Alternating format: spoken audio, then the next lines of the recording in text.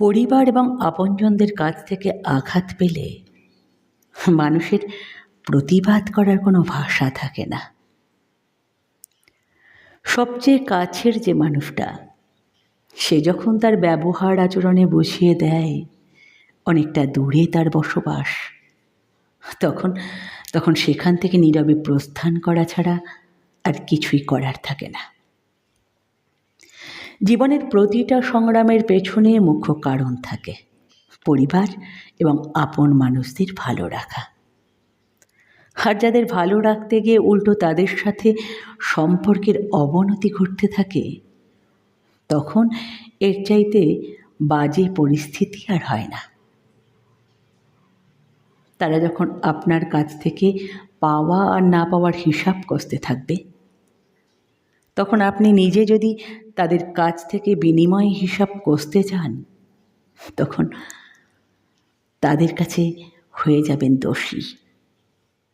নিজের সর্বস্ব উজাড় করে দিয়েও তাদের মন পাবেন না।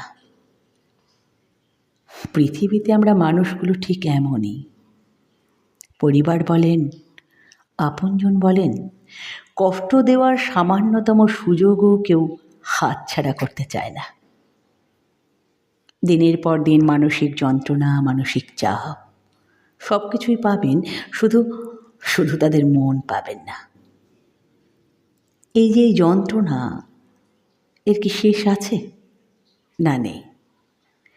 কোনো প্রতিবাদ করতে পারবেন? কখনোই না। আপনি পুরো পৃথিবীর বিরুদ্ধে যুদ্ধ ঘোষণা করতে পারবেন, তবে পরিবার কিংবা আপনজনের বিরুদ্ধে কখনোই যুদ্ধ ঘোষণা করতে পারবেন না। পরিবার কিংবা আপনজন আপনার অনেক বড় ধরনের ক্ষতি করলেও বড়জোর অভিমানে, আক্ষেপে নিজেকে একা করে রাখবেন, দূরে সরে যাবেন, কিন্তু তাদের বিরুদ্ধে কখনোই অভিযোগ কিংবা কোনো প্রতিবাদ আপনি করতে পারবেন না, কখনোই না।